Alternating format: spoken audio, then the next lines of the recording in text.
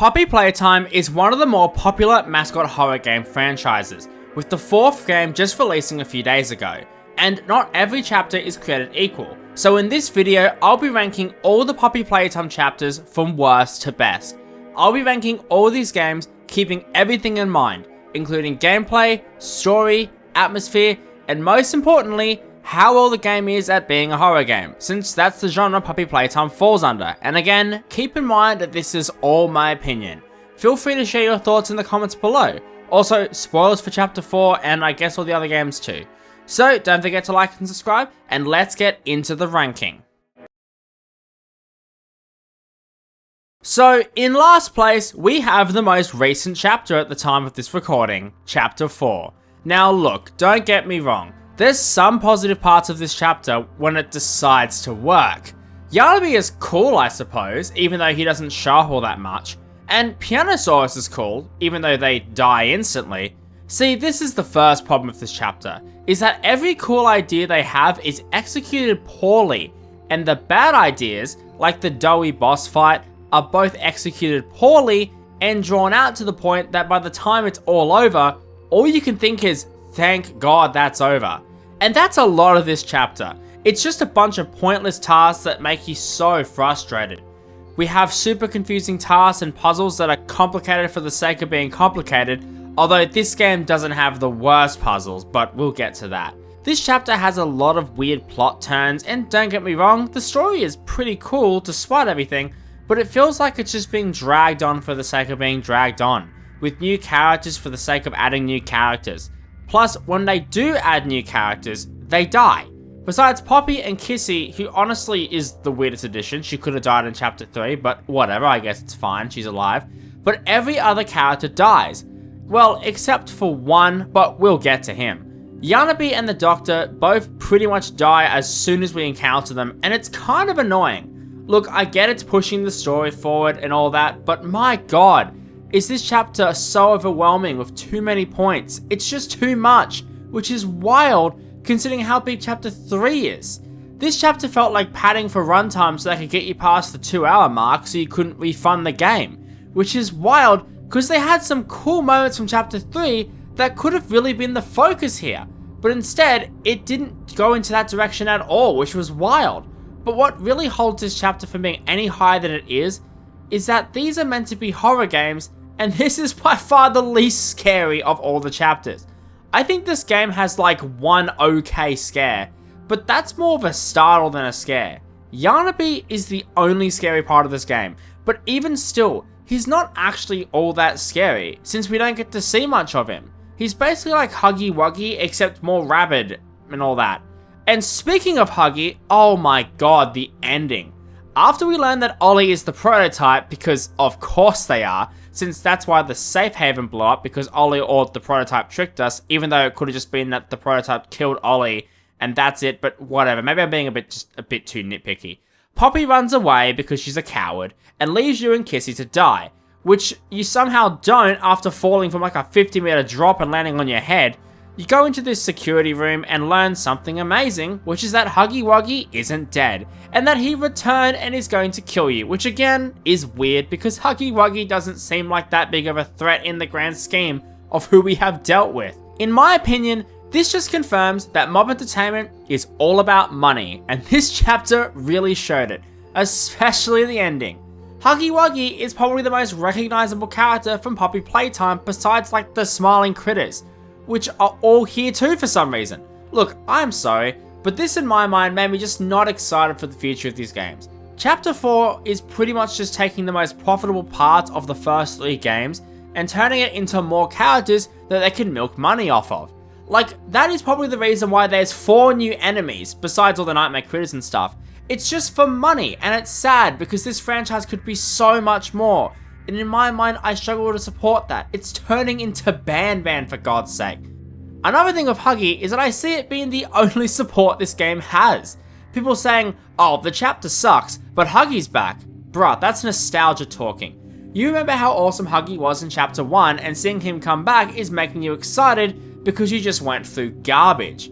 If the chapter was good, but this was the ending, you'd say, wow, they are running out of ideas. but the chapter isn't good, so it feels like a cheap add-on to save it.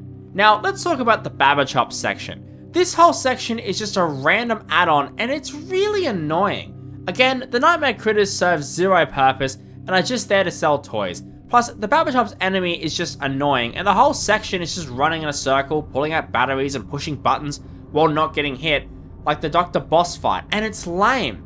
However, this is nothing compared to our last enemy.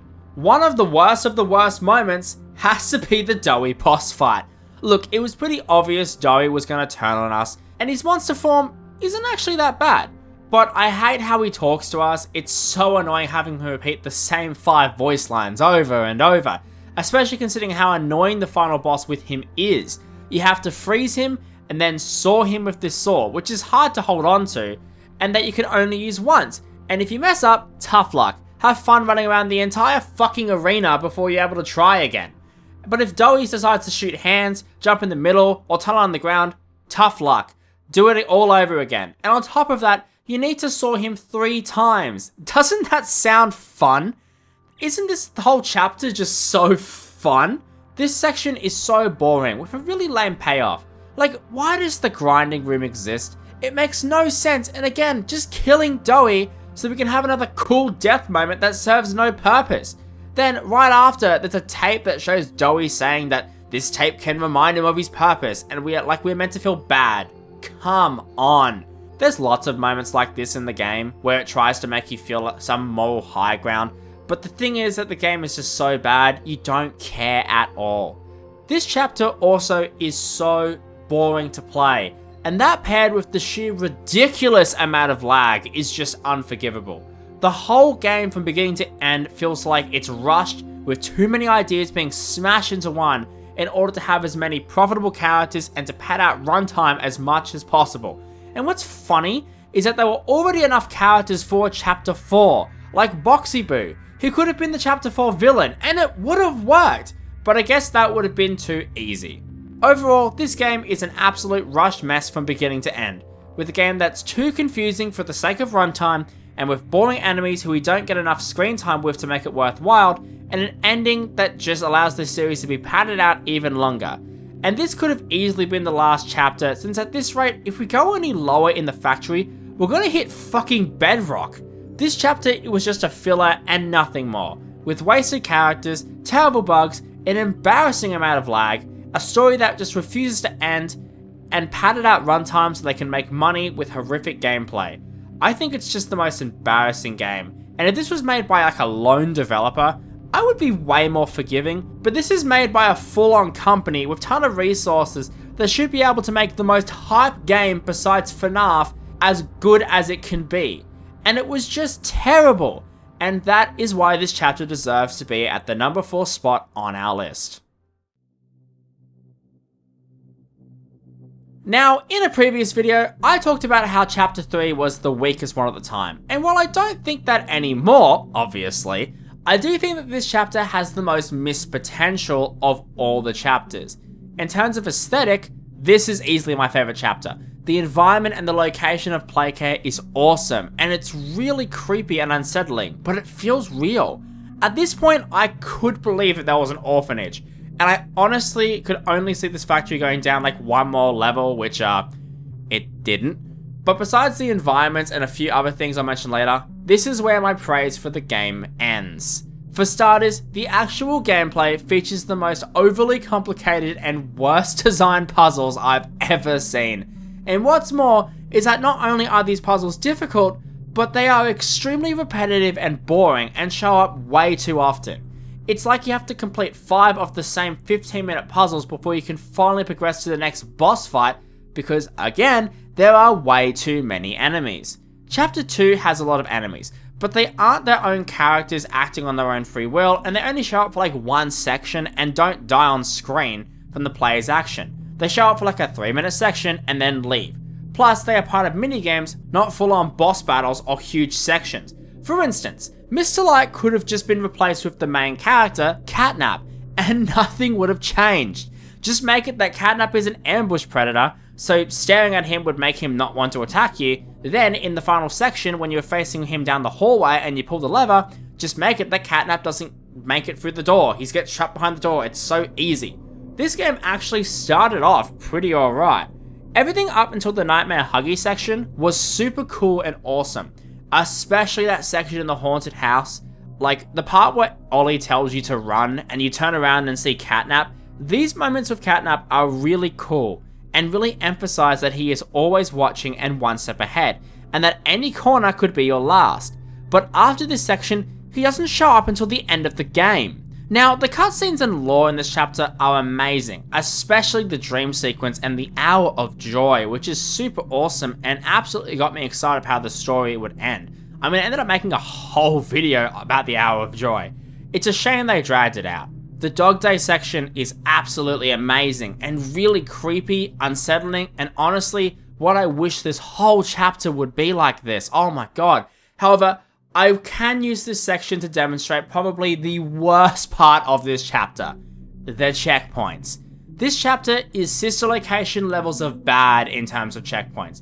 Take the Dog Day section for instance.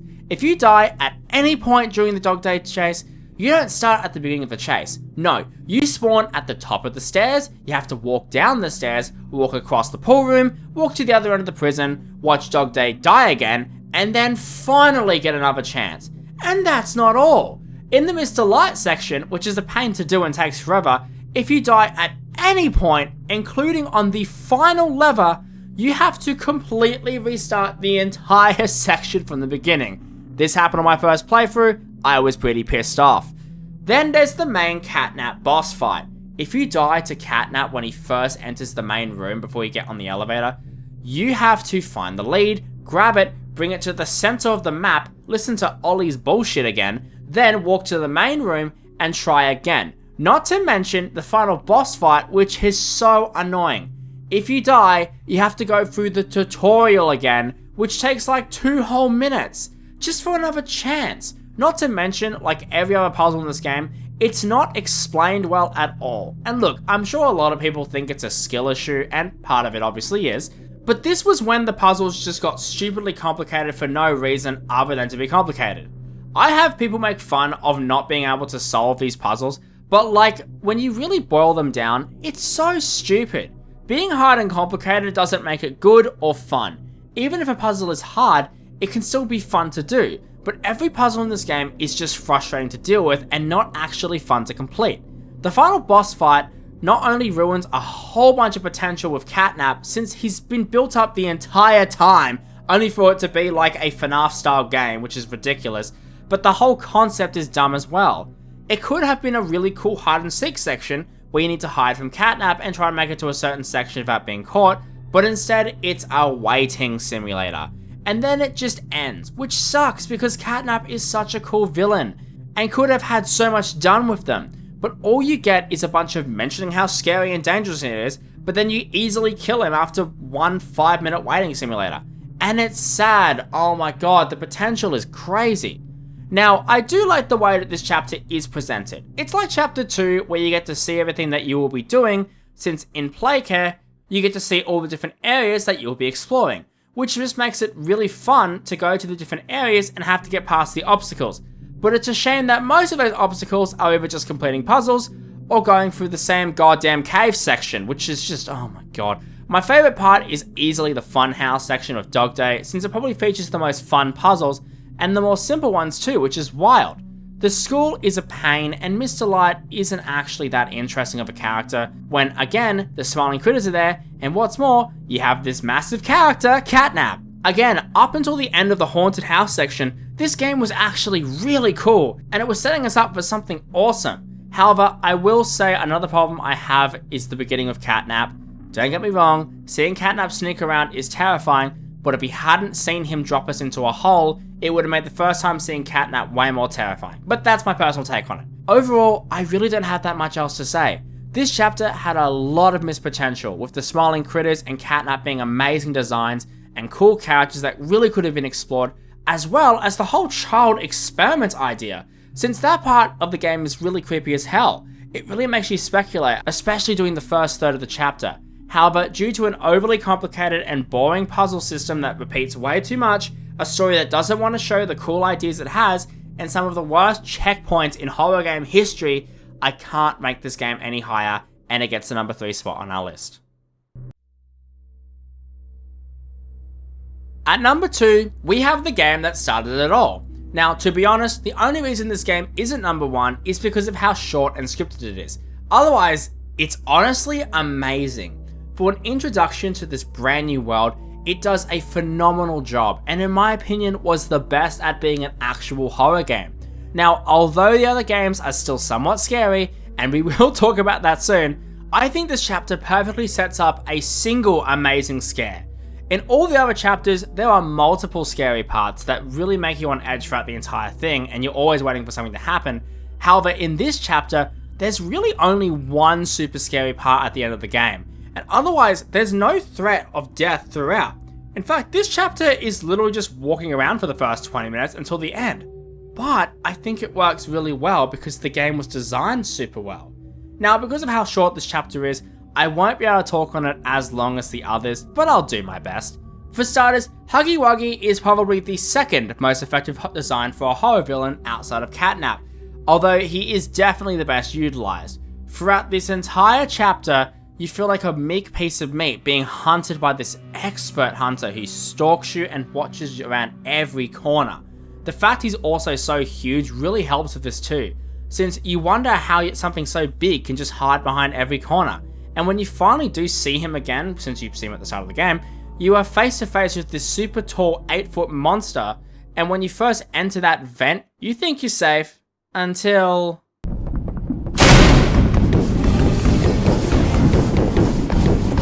yeah. Now, something else I noticed with this chapter, and all the chapters, but especially this one, is the soundtrack. Oh my god, is it amazing. I won't talk too much more on it since I want to make a whole dedicated video towards the soundtrack, but what I will say is it does an amazing job at making you feel like you're walking through this ancient factory that has been abandoned, and you get to feel the mystery surrounding this entire game and the environment, and during the more tense moments, the music really enhances the horror. It's almost like Bendy and the Ink Machine in terms of the music, but that's for another day. This was an amazing introduction to the franchise, and perfectly set everything up with cool ideas, actually fun puzzles, horrifying characters, and an amazing chase section that ends in a horrifying way. Also, all the Easter eggs with the tape and all that really set this up to be a horrifying experience. However, because of how short this chapter is, I just can't place it any higher. This chapter is like 30 minutes at most compared to the multiple hours the others are. However, I do think it is a great experience, but one that does lose a bit of momentum after the first playthrough, which is why it is number 2 on our list. However, we still have one more game, and before I talk about it, if you're enjoying this video so far, do me a favor and subscribe. I'm personally thanking all my subscribers at 100k, but let's finally talk about the number 1 best Poppy Playtime chapter. And at number 1, we have chapter 2. Now, I know this game doesn't have the best reputation, Bungie probably writing hate comments, please don't hate me. However, in terms of everything I look for in a game, this one did the best job. It has a really wonderful experience and is definitely one of the scarier games in the series. In fact, the only reason this chapter wasn't easily the best was because of Mummy. Mummy Longlegs is my least favourite part of this chapter, and that's just because she's not very scary. I think she could have worked if she wasn't so obviously evil. You know how she's just like, you know, I'm gonna kill you and stuff. Like, it's kind of pointless. Like, if she was more robotic and just acting on programming, saying that Poppy was a prize, and being able to be more like an actual robot, being happy when you win and giving you prizes. Only at the end, the turn would have made her way more terrifying. However, this game is still really scary. All the minigames are actually freaky to play. The Bunzo minigame is horrifying, although the fact there isn't a colorblind mode baffles me. The intensity as the more shapes and colors that you weren't expecting get added, making the player panic more and more until it's finally over. The audio in this level 2 is amazing and really drives home the horror in a way I haven't seen in any other horror game. The mini Huggy section is frightening, as you look around trying to see through the dark while listening to the audio, which again really enhances the section. Not to mention, the environment is creepy as, although I would say that this one is slightly less effective than the previous section. However, the section of PJ Pugapilla is easily the scariest section of all the sections in both this game and in Poppy Playtime as a whole. we have this super creepy, unsettling character who is huge and really terrifying. And then we are told to only move when the music is playing, which in itself is unsettling. But then we get these silent moments where you hear PJ slowly pitter-patter towards you in the silence. It's fucking terrifying. Plus, he has the scariest jump scare out of any of the Puppy Playtime games for sure. It's a phenomenal section and really scary. Honestly, even the sections of Mummy afterwards are really effective. Mummy in her monster state is actually terrifying as she screams and moans after you while she has these amazingly terrifying black pits of death, aka her eyes, staring into your soul. And probably one of the most terrifying aspects of Chapter 2 has to be Mummy's death. Now, while the deaths in the other games from earlier I did critique for feeling forced and unnecessary and kinda dumb, this one is one of the few times where you really feel uncomfortable and unnerved and it actually serves the purpose. For starters, the scenario is absolutely terrifying, getting grinded up in a meat grinder, while it also makes sense for Mummy's character since she's got these long limbs that she uses to reach out, now biting her quite literally in the ass. Her fear as she slowly gets grinded up and you see her blood spill and her distorted screams, it's just horrifying. And then you see this robotic hand that you've never seen before slowly take her away. Oh god, it's terrifying. The sense of progression in this game is really good too. The fact that you get to see every single level that you'll be playing from the start of the game gets the player more and more scared as you go on, since you finish one level, think it was scary, and then dread having to play the next one. It also creates a really good sense of progression since you are constantly moving forward to a very simple goal. The story isn't too complicated, and you're not just wondering when the chapter will end like you did in, say, Chapter 4, where you felt like the chapter would just never end. But here, you really feel like you are progressing towards a goal, and that you know how much game you actually have left. It's a very well contained experience and it doesn't overstay its welcome. Everything about this chapter just flows really well. All the puzzles aren't super confusing, it introduces new things for a purpose and really allows you to enjoy the experience. It's absolutely amazing. Overall, Puppy Playtime Chapter 2 combines all the best parts of the franchise: unsettling childish environments with amazing music, terrifying visuals, a feeling of being watched constantly, and a very progressive and satisfying experience. And for that, I think this chapter deserves to be number 1 on my list. So there you go, all 4 chapters of Puppy Playtime ranked worst to best. Let me know your thoughts in the comments below. I mean, please be civil, don't hate me. And again, if you enjoyed, I'd love it if you subscribed. Check out some other rankings that I did here, and I will see you guys in the next video.